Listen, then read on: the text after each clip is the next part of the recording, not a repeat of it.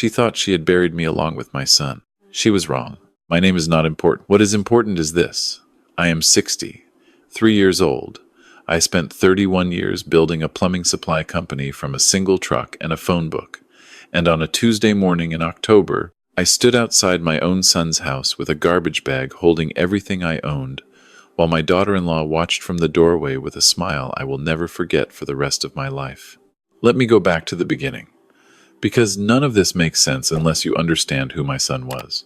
My son's name was Daniel.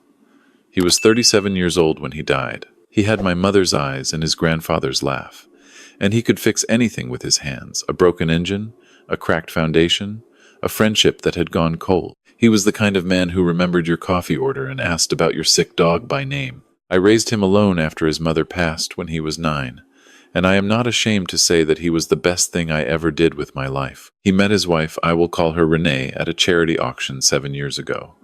She was beautiful in the way that certain things are beautiful before you understand what they cost. She had a wide smile and a soft voice, and she said all the right things to all the right people. I liked her at first. I want to be honest about that. I shook her hand at that first dinner and thought, my son chose well. I should have paid more attention to what she ordered that night.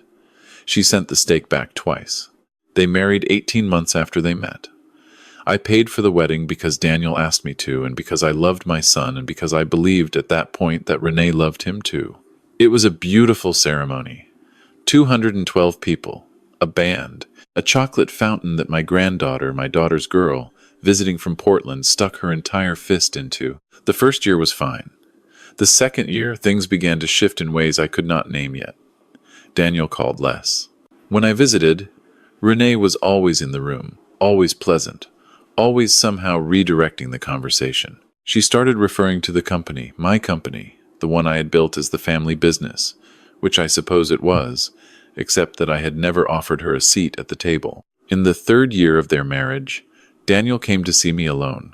It was a Sunday. He sat at my kitchen table the way he used to sit when he was 12 and had broken something, and he told me that Renee had suggested they look into adding her name to the property deed. Their house. The house I had purchased for them as a wedding gift. I told him I needed to think about it. He nodded. He looked tired in a way that had nothing to do with sleep. 2 weeks later, he was diagnosed with a rare autoimmune condition that attacked his heart. The doctors were careful and serious, and used words I had to write down to look up later. The prognosis was not good, but it was not immediate. He had time, they said.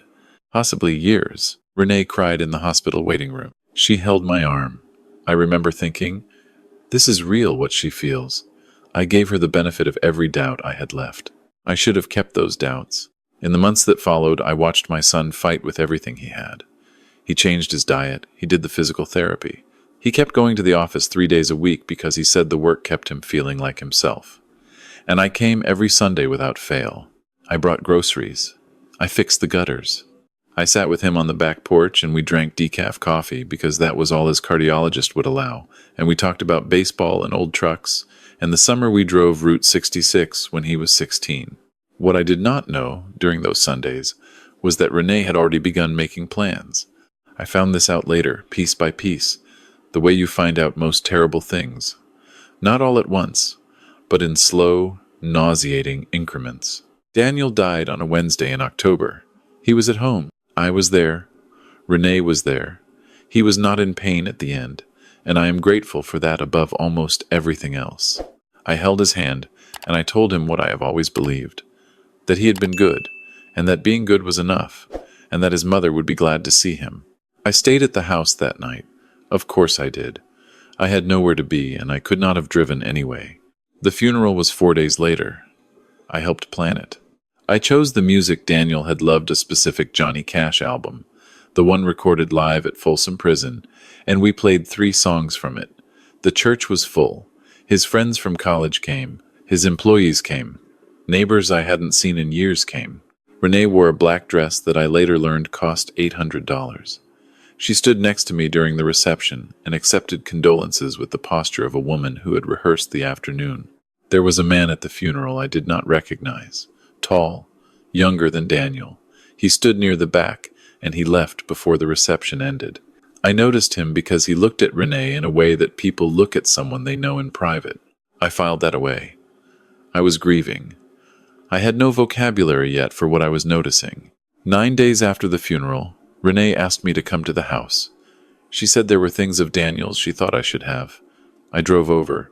I brought a casserole because that is what I do. I feed people when I don't know what else to offer. She did not take the casserole. She left it on the counter and walked me into the living room and told me, standing in front of Daniel's own bookshelves, that she would need me to return my key to the house. I thought I had misunderstood her. I had not. She said the house was hers now. She said the estate was being handled by her attorney. She said she appreciated everything I had done for Daniel over the years, but that she needed space to grieve and to move forward, and that it would be best if I contacted her through her lawyer going forward. I sat there for what felt like a long time. The casserole was on the counter. The Johnny Cash record I had given Daniel for his birthday was on the shelf 3 feet from my left shoulder. I said, "Renee, I bought this house." She said she was aware of that, and that it had been a gift. I said, "There are things of Daniel's here, his grandfather's tools, the model trains he built when he was a teenager. She said her attorney would be in touch regarding personal property. I gave her the key. I am still not sure why. I think I was in shock. I think I kept expecting to wake up, or for her expression to change, or for something in the room to indicate that this was not actually happening. I drove home with an empty casserole dish, and I sat in my kitchen until dark. Her attorney called 2 days later. A smooth, efficient voice. He informed me that Renee was the sole beneficiary of Daniel's estate, as per the most recent will, dated 14 months prior, and that any items I believed were mine by right could be claimed through proper legal channels. He used the phrase proper legal channels twice. He was very calm. I understood, listening to him, that this call had been made many times before. I hung up and I called my own attorney, a man named Gerald, who had handled my business contracts for 20 years, and who, when I explained the situation, said 4 words I had not expected. "Did Daniel have a safe?" I told him I didn't know. Gerald said, "Think. Did he ever mention a safe? A lockbox? Anywhere he kept documents?" And then I remembered something. About 2 years before Daniel died, when I had come over to help him replace the water heater in the garage, I had noticed a seam in the floor that didn't match the concrete around it. I had asked Daniel about it. He had changed the subject with a speed that I'd registered and then forgotten. I told Gerald about the seam. He said, "That house is in her name now. But if there are documents in that house that belong to you, or that were intended for you, we may have options. Don't go there alone. Don't contact Renee. Let me make some calls." I did not sleep that night. I sat at my kitchen table with a cup of coffee that went cold, and I thought about my son. I thought about the 14-month-old Will. I thought about the man at the back of the church. I thought about the way Renee had stood at the funeral with the posture of a woman who had rehearsed the afternoon. Gerald called me the next morning with news that rearranged my understanding of the past 2 years entirely. A private investigator he occasionally worked with had been asked, as a favor, to run a background check on Renee's name and the names of anyone connected to her. It took less than 48 hours. The tall man from the funeral, I will call him Marcus, had a prior relationship with Renee that predated her meeting my son by at least 3 years. They had lived together briefly in Phoenix. He had a civil judgment against him for fraud involving a real estate investment scheme. Small scale, but a pattern. I sat with that information for a long time. Renee had not stumbled into my son's life at a charity auction. She had walked in with a plan. Gerald filed a request for an independent accounting of the estate. He also contacted a colleague who specialized in probate and elder law, a woman named Patricia, who had what she called a very particular interest in cases involving vulnerable testators. I did not fully understand what that phrase meant until she explained it to me. A vulnerable testator is someone who, due to illness or medication or emotional dependency, may not have been fully capable of executing a valid will.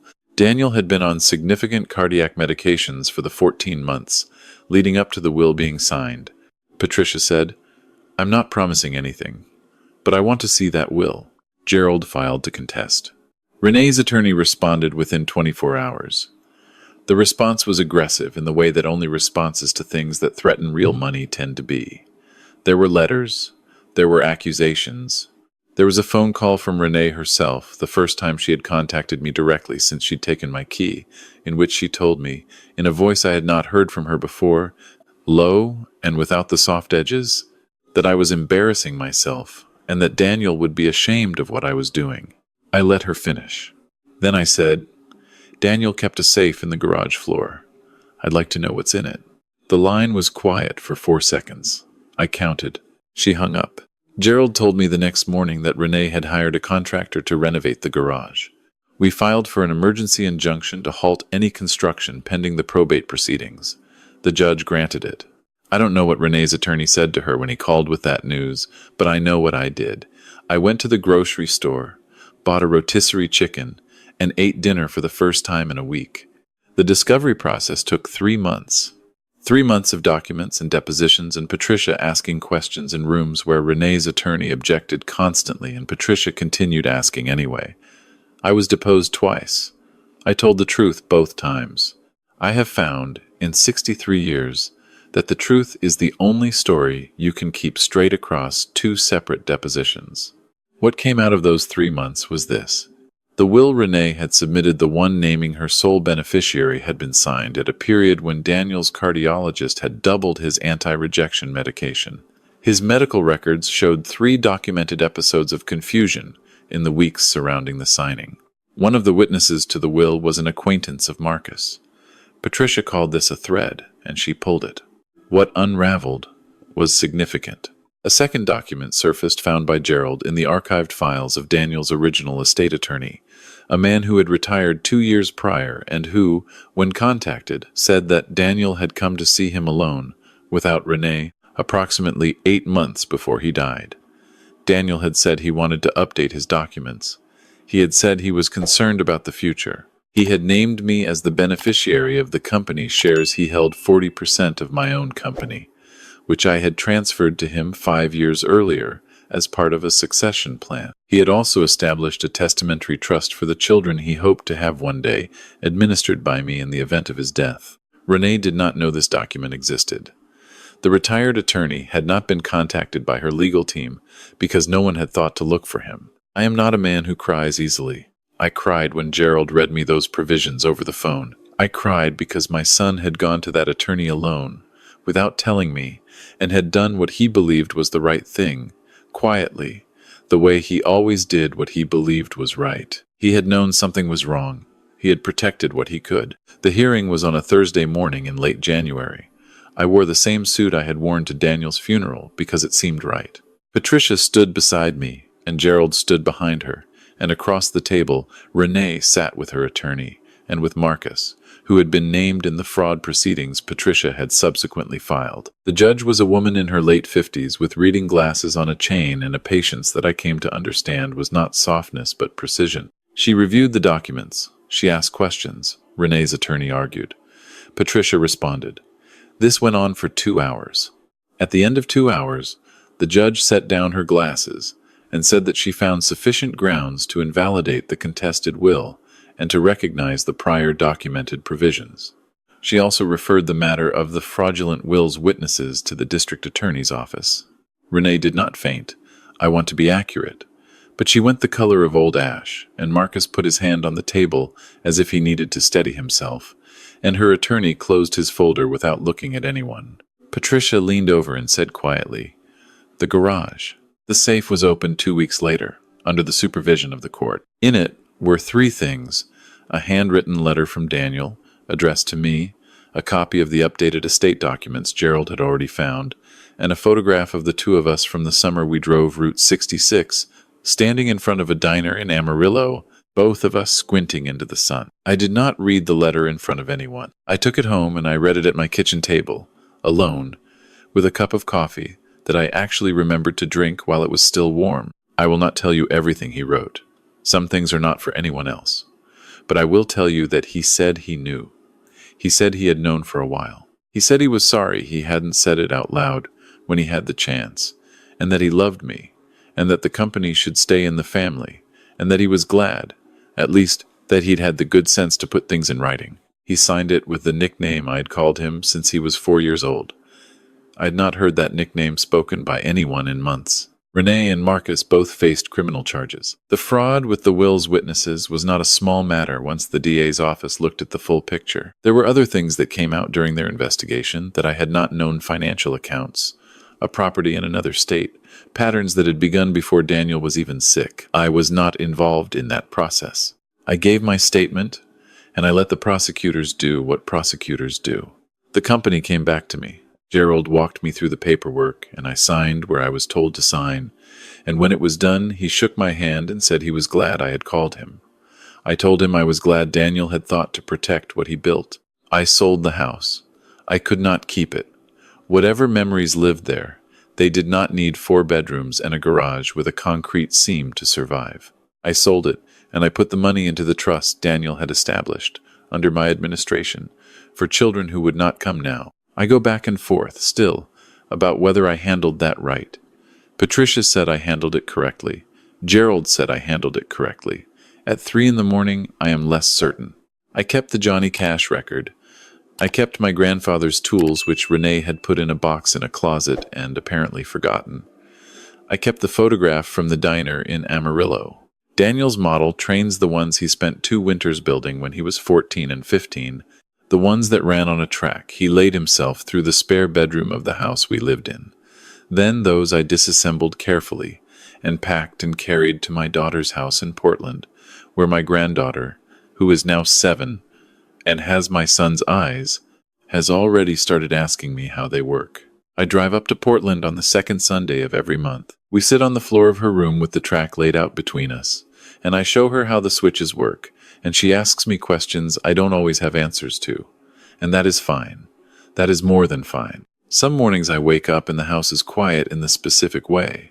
That houses are quiet when the person you built them around is gone, and I make my coffee and I stand at the window and I understand that grief is not something you finish.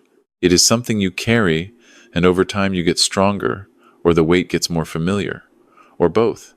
And eventually you can carry it and still do other things. Still fix gutters, still eat dinner, still drive to Portland on the 2nd Sunday of the month, and sit on the floor with a 7-year-old who wants to know how the switches work. I built something once from nothing, a truck and a phone book and 31 years of early mornings. I know how to start again. She thought she had buried me along with my son. She had forgotten that I know how to build things that last.